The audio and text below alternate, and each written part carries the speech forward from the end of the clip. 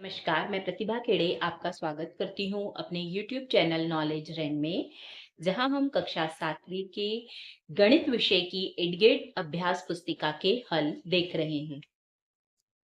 आज हम अध्याय 1 पूर्णांक के बारे में देखेंगे।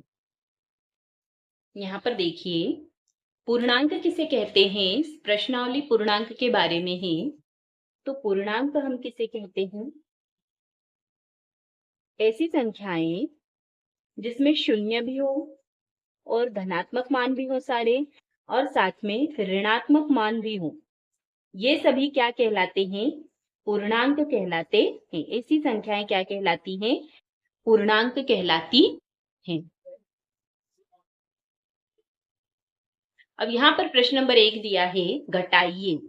हमें यहाँ पर घटाना है ऋण 15 में से। तो यहाँ पहले कोष्टक में दिया उसने ऋण 15, दूसरे में दिया है ऋण और फिर ऋण 18। इस तरह से दिया हुआ है ऋण 15, ऋण ऋण 18। तो यहाँ पर देखिए ऋण 15, ये वाला ऋण और ये वाला ऋण क्या हो जाएगा? धन हो जाएगा। अब इन दोनों को जब हम हल करेंगे, तो जब एक संख्या के साथ ऋण हो, दूसरी के साथ धन हो, अलग अलग चिन्ह हो, तो संख्याएं क्या होती? घट जाती हैं। तो 18 में से हम 15 को घटाएंगे तो क्या बचेगा? 3 बचेगा। और इन दोनों में बड़ी संख्या 18 है, 18 के आगे धन है, इसलिए ये काय का उत्तर आएगा? हमारे पास धन का 3 आएगा। अगला प्रश्न है प्रश्न नंबर 2, 35 ऋण ऋण 20। यहाँ पर हमें दिया है 35 फिर ऋण ऋण 20। तो फिर से देखिए ये ऋण और ऋण है, तो ये दोनों मिलके क्या हो जाएंगे? धन हो जाएंगे। तो यहाँ पर 35 और 20 क्या हो जाएंगे? जुड़ जाएंगे। दोनों जुड़ जाएंगे तो उत्तर क्या आ जाएगा हमारे पास? 55। अगला प्रश्न देखिए, ऋण 25 ऋण 13। तो ऋण 25 और ऋण 13 है ना, तो यहाँ पर तो कोई चिन्ह बदलने वाला नहीं है, दोनों ऋण में है। जब दोनों संख्याएं ऋण में हो तो दोनों जुड़ जाती है और उत्तर आएगा ऋण 38। अगला प्रश्न देखिए, अब हम अपनी गणित के पाठ्य पुस्तक के अध्याय 1 पूर्णांक पर कार्य करेंगे, साथ ही कुछ और प्रश्नों के अभ्यास करेंगे। प्रश्नों को पढ़कर दिए गए विकल्पों में से सही उत्तर चुनकर लिखिए एवं सामने दिए गए घेरे को भरिए। तो यहाँ दिया है, दिए गए में से सबसे छोटा पूर्णांक कौन सा है? यहाँ 4 ऑप्शन हमें दे रखे हैं, ऋण 1, 1, 0 और ऋण 2। तो यहाँ पर हम देखें, यहाँ 0 सबसे छोटा नहीं होगा, ऋणात्मक संख्याएं जो होगी वो सबसे छोटी हो सकती। तो अब या तो ऋण 1 छोटा है या ऋण 2 छोटा है, लेकिन ऋणात्मक में क्या होता है? जो हमें बड़ा दिखता है वो छोटा होता है। जो नंबर हमें बड़ा दिखता है, अब ऋण 1 और ऋण 2 में बड़ा नंबर कौन सा दिख रहा है? ऋण 2, मतलब ये छोटा है। तो इसका सही उत्तर होगा ऑप्शन डी। और यहाँ पर हमें ये डी वाले गोले को काला भी करना है। इसके बाद अगला प्रश्न है, पूर्णांकों के लिए योज्य तत्समक कौन सा है? तो हमें ध्यान देना है, योज्य तत्समक क्या होता है? ऐसी संख्या जिसे हम किसी संख्या में जोड़ें तो उसमें कोई परिवर्तन न हो। तो किसी भी संख्या में, जैसे 2 है, 3 है, इसमें हम क्या जोड़ें कि 2 और 3 ही आए? तो शून्य। शून्य जोड़ने से कोई अंतर नहीं आएगा। तो योज्य तत्समक कौन सा हो जाएगा? शून्य। इसका ऑप्शन सी सही होगा। अगला है प्रश्न नंबर 3, ए भागित ऋण 1 का मान क्या होगा? ए में हम ऋण 1 से भाग लगाएंगे। किसी भी संख्या को 1 से भाग लगाने पर वही संख्या आती है, लेकिन यहाँ पर ऋण है, इसलिए उत्तर क्या आ जाएगा? ऋण ए। इसका सही उत्तर होगा ऑप्शन सी। इसके बाद अगला है प्रश्न नंबर 4, ऋण 16 भागित 6 धन ऋण 2 का मान क्या है? तो यहाँ पर मैंने हल भी कर रखा है इसे। तो ऋण 16 भागित 6 ऋण 2। तो ऋण 16 तो ऐसा ही आ जाएगा, भाग का निशान भी, 6 में से 2 जाएगा, कितना आएगा? 4। मतलब हमें ऋण 16 को काय से भाग लगाना है? 4 से भाग लगाना है। तो उत्तर क्या आ जाएगा? ऋण 4। इसका होगा ऑप्शन डी सही। इसके बाद अगला प्रश्न देखिए, यदि सोमवार को श्रीनगर का तापमान ऋण 3 डिग्री सेंटीग्रेड था और मंगलवार को तापमान 3 डिग्री सेंटीग्रेड और कम हो गया, तो मंगलवार को श्रीनगर का तापमान क्या होगा? तो यहाँ पर देखिए, 0 डिग्री, ऋण 3 डिग्री सेंटीग्रेड, 3 डिग्री और ऋण 6 डिग्री सेंटीग्रेड। क्या बोल रहा है वो कि सोमवार को श्रीनगर का तापमान ऋण 3 डिग्री सेंटीग्रेड था और मंगलवार को तापमान 3 डिग्री सेंटीग्रेड और कम हो गया। मतलब इसमें से ऋण 3 में से हमें और घटाना पड़ेगा। कितना? ऋण 3। ऋण 3 में से ऋण 3 को और घटाएंगे तो कितना हो जाएगा? ऋण 6। तो इसका सही उत्तर क्या आ जाएगा? डी, ऑप्शन डी, ऋण 6 डिग्री सेंटीग्रेड। अगला प्रश्न देखिए, नीचे दिए गए प्रश्नों को हल कीजिए। एक ऐसा पूर्णांक युग्म लिखिए जिसका योग ऋण 3 है। तो बहुत सारे ऐसे युग्म हो सकते हैं। हमने यहाँ पर लिखा है ऋण 5 धन 2, इन दोनों को हम जोड़ते हैं तो क्या उत्तर आ रहा है हमारे पास? ऋण 3। अगला, एक ऋणात्मक पूर्णांक और एक धनात्मक पूर्णांक लिखिए जिनका अंतर ऋण 8 है। तो ये एक ऋणात्मक पूर्णांक है ऋण 3 और ये एक धनात्मक पूर्णांक है धन 5। इन दोनों का अंतर मतलब घटाओ, इसमें से हम इसको घटाएंगे तो कितना आएगा उत्तर? ऋण 8। अगला है, पूर्णांकों का एक ऐसा युग्म लिखिए जिनका योग 0 और अंतर क्या हो? 10 हो। तो यहाँ पर ऐसे दो पूर्णांक 5 और ऋण 5 है। दोनों को हम यदि जोड़ते हैं, यहाँ धन का निशान लगाया, दोनों को जोड़ा तो 5 और ये धन और ऋण ऋण हो जाएगा तो उत्तर आएगा 0। और इन दोनों को यदि घटाते हैं, मतलब यहाँ धन था अब यहाँ ऋण कर दें तो दोनों को जोड़ने पे क्या आ जाएगा? 10 आ जाएगा। अगला प्रश्न देखिए, मान ज्ञात कीजिए ऋण 42 गुणित 12। हमें पता है गुणा में हम जिस तरह से गुणा करते हैं, यहाँ पर गुणा तो वैसे ही करना है, 42 में 12 का गुणा करना है। 42 में 12 का गुणा करेंगे तो आएगा 504 और चिन्ह ऋण का एक बार है तो फिर ऋण में उत्तर आएगा। यदि इसके साथ और इसके साथ दोनों के साथ ऋण होता तो उत्तर धन में आता। अगला प्रश्न है, किसी पूर्णांक x के लिए ऋण 1x किसके समान है? तो यहाँ पर ऋण 1 का गुणा कर दिया है तो x का ऋणात्मक मान आ जाएगा।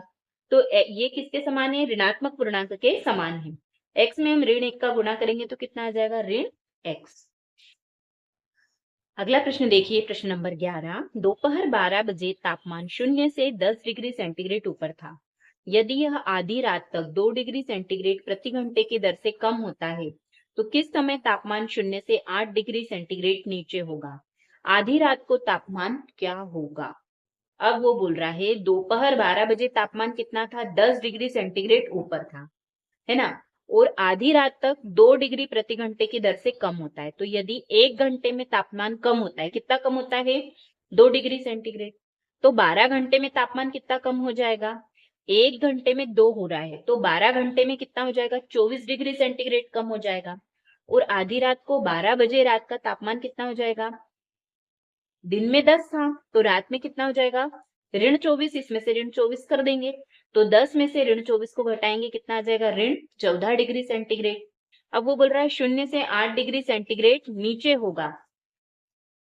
यही पूछ रहा है ना, किस समय तापमान 0 से 8 डिग्री नीचे होगा। तो 10 में से हम क्या करें? 8 को घटा दें तो कितना आ जाएगा हमारे पास? 10 और 8 जुड़ के 18 हो जाएगा।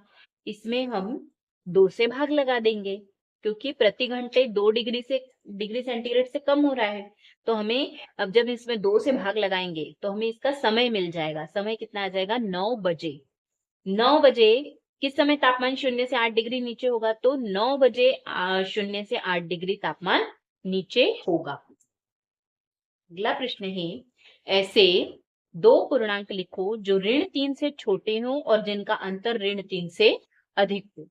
तो ऋण 3 से छोटे दो पूर्णांक क्या हो जाएंगे? ऋण 8 और ऋण 7। मैंने भी बताया था कि ऋणात्मक संख्या में जो संख्या छोटी दिखती है वो बड़ी होती है और जो बड़ी दिखती है वो छोटी होती है। तो ऋण 8 और ऋण 7 ऋण 3 से कैसे हैं? छोटे हैं, ये दोनों छोटे हैं। इनका अंतर मतलब ऋण 8 में से हम क्या घटाएंगे? ऋण 7। तो जब घटाएंगे तो ये ऋण और ये ऋण क्या हो जाएगा? धन हो जाएगा। इनको हल करेंगे तो क्या आएगा उत्तर? ऋण 1। दोनों में एक में धन है, एक में ऋण है तो संख्याएं घट जाएगी। 8 में से 7 घटेगा 1 और बड़ी संख्या 8 के आगे का ऋण चिन्ह यहाँ पर लग जाएगा। तो ऋण 1 और ऋण 3 से, यहाँ पर देखो ऋण 1 जो है वो ऋण 3 से बड़ा है। मैंने बताया अभी ऋणात्मक में संख्याएं जो छोटी दिखती हैं वो बड़ी होती है। अगला प्रश्न नंबर 13। 15 प्रश्नों वाले कक्षा टेस्ट में प्रत्येक सही उत्तर के लिए 4 अंक दिए जाते हैं और प्रत्येक गलत उत्तर के लिए ऋण 2 अंक दिए जाते हैं। गुरप्रीत सभी प्रश्नों को हल करती है, परंतु उसके उत्तर में से केवल 9 सही है। उसने कुल कितने अंक प्राप्त किए हैं?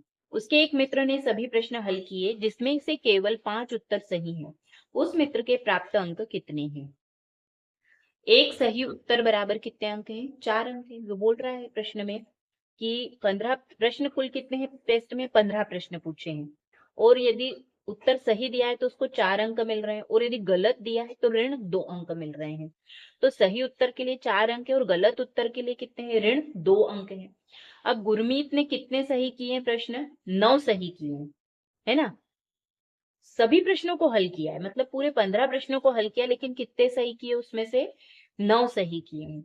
तो उसको कुल कितने अंक मिलेंगे? तो गुरमीत ने 9 अंक सही किए, 9 प्रश्न सही किए हैं, तो एक प्रश्न पे 4 अंक, तो 9 गुणित 4 कितने आएंगे? उसके 36 अंक उसको मिलेंगे। काय पे?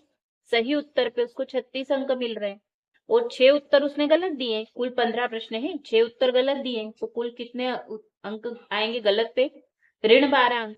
अब दोनों को अपन जोड़ दें, 36 और ऋण 12 को, तो कितना आ जाएगा? 24 अंक। मतलब उसको कुल कितने अंक मिले हैं? 24।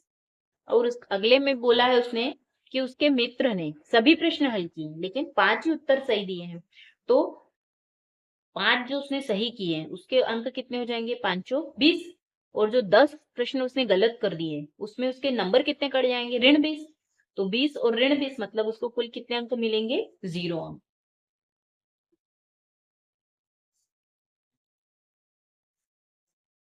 अगला प्रश्न देखिए, प्रश्न नंबर 14।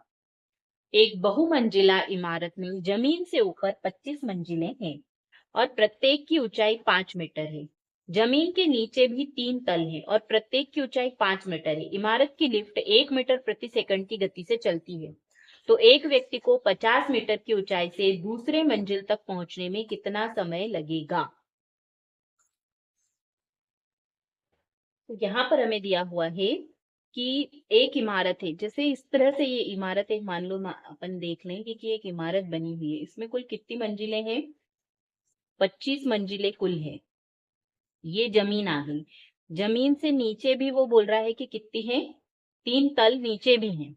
अब ये जो एक मंजिल है, इसकी लंबाई कितनी दे रखी है? उसने 5 मीटर दे रखी है, और इसको तय करने में, इतनी दूरी तय करने में लिफ्ट को कितना समय लगता है? 5 सेकंड का समय लगता है। अब वो बोल रहा है कि एक व्यक्ति जो है वो 50 मीटर की ऊंचाई पर है ना। मान लो कि ये वाली ऊंचाई कितनी है? 50 मीटर है। अब वो बोल रहा है इसके बाद इसको 2 मंजिल और चढ़ना है।